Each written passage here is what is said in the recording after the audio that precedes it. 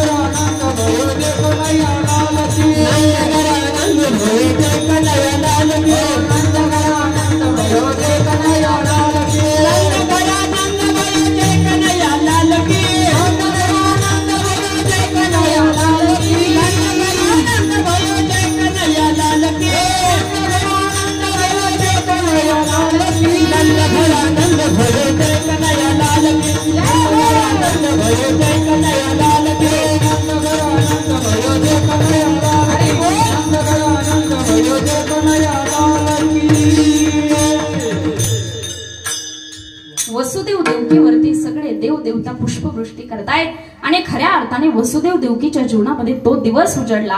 कोणता दिवस? श्रावण महिना, रोहिणी नक्षत्र आणि त्या ठिकाणी रात्रीच्या 12 वाजता प्राकट्य झालं भगवान श्रीकृष्णाचं. कोणाच्या बंदीशाळेमध्ये? कंसाच्या बंदीशाळेमध्ये. आणि प्राकट्य झाल्यानंतर उचलीला कमळापती पायीची बंधने गळती. त्या ठिकाणी पायीची बंधने आपोआप गळायला लागली. द्वारपाळ झोपी गेले, सगळे झोपी गेले आणि वसुदेवानं त्या ठिकाणी उचललं कृष्णाला आणि गोकुळामध्ये घेऊन आले. गोकुळामध्ये माया जन्माला आलेली होती, त्या मायेला उचललं, त्या ठिकाणी भगवान श्रीकृष्णाला ठेवलं आणि माया या ठिकाणी मथुरेमध्ये घेऊन आले. इकडची बेटी तिकडे नेली, तिकडचा बेटा इकडे आणला. असं सगळं त्या ठिकाणी झालं. आणि सकाळी सकाळी त्या नंद बाबाची बहीण यशोदा मातेचं बाळणपण करण्याकरता आलेली होती. बघा, बाळणपण करण्याकरता पूर्वीची परंपरा होती, आपल्या पत्नीचं बाळणपण करण्याकरता आपली बहीण यायची. का? चोखोबरांच्या पत्नीचं बाळणपण विश्वाच्या बापानं केलं, पण कोणाच्या रूपामध्ये केलं? चोखोबाची बहीण ताला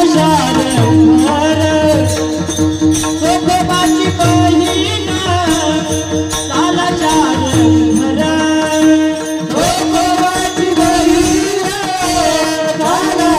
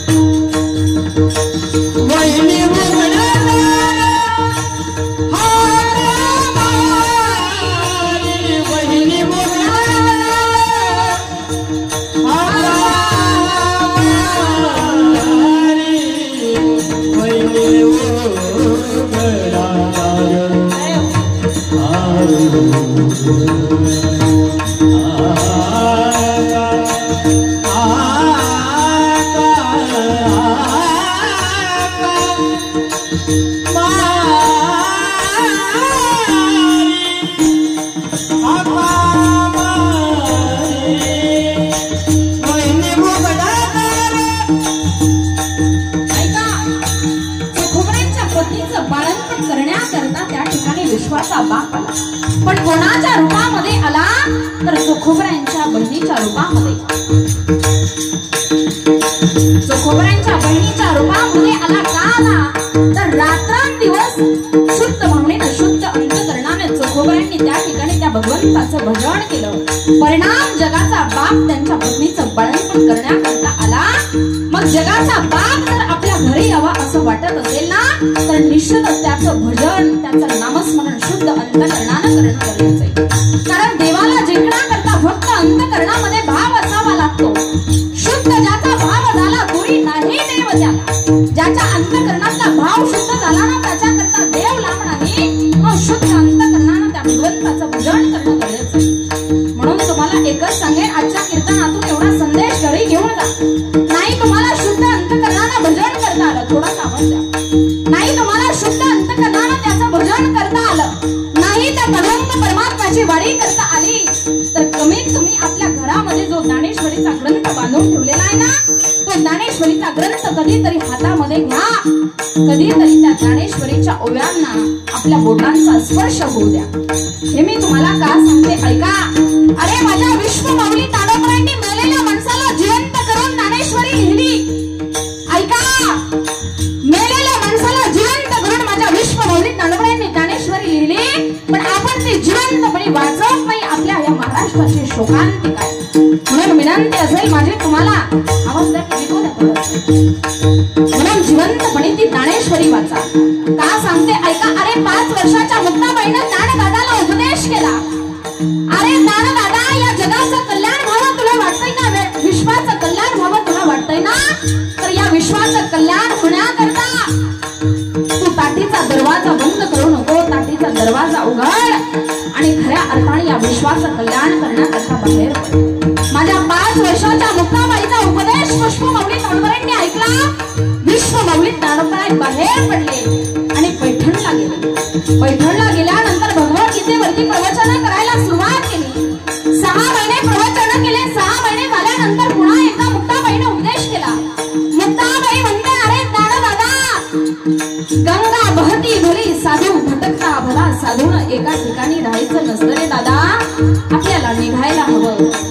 आणि पुन्हा एकदा ती भवंत आळंदीला निघाली. आळंदीकडे येत असताना एक नेवासा नावाचं गाव लागतं. त्या नेवासा नावा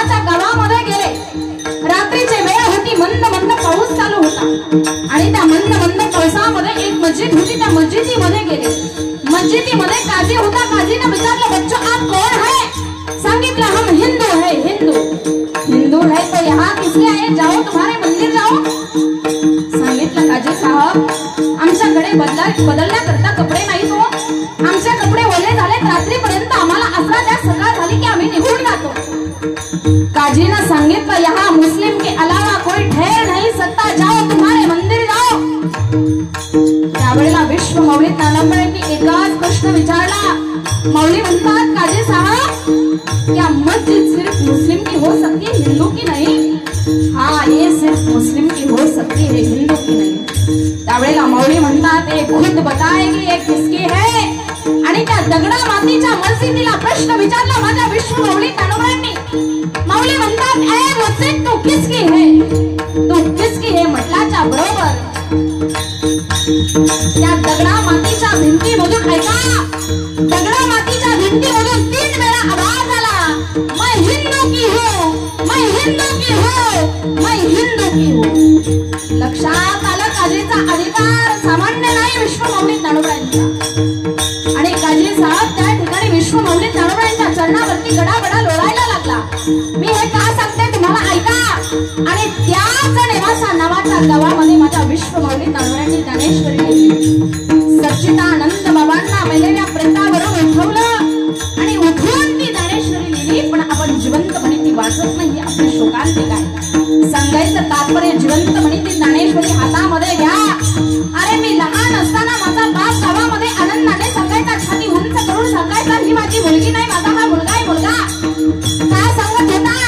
माझ्या बापाला माहिती होतं रोज सकाळी माझी लेक शाळेमध्ये जाताना ज्ञानेश्वरीचा ग्रंथ हातामध्ये घेते. रोज 10-5 ओव्या वाचते आणि मगच शाळेमध्ये जाते. मग विचार करा, कधीतरी तुमच्याही बापाने म्हणावं असं, माझी लेक ज्या घरामध्ये जाईल ना त्या घराचं कल्याण होईल, सांगावं तुमच्या बापाने जगाला. सांगायचं तात्पर्य एकच, आपल्या भारताची, आपल्या महाराष्ट्राची अखंड अस्मिता असणारा ग्रंथ, अखंड विश्वाचं तत्वज्ञान एका छोट्याशा मुक्ताबाईच्या उपदेशावरून विश्व मौली तानांबळेंनी खुलं केलं. म्हणून जिवंतपणे ती ज्ञानेश्वरी वाचा. शुद्ध भावनेनं त्या भगवंताचं भजन करा. शुद्ध भावनेनं तर भजन केलं ना तर निश्चितच आजही कलियुगामध्ये तो देव तुम्हाला भेटल्याशिवाय राहणार नाही. जसं भजन माझ्या तुकोबरायांनी केलं, परिणाम जगाचा बाप त्यांच्या पत्नीचं बाळंपण करण्याकरता आला. पण कोणाच्या रूपामध्ये आला? महाराज सांगतात, वैनी मुगडा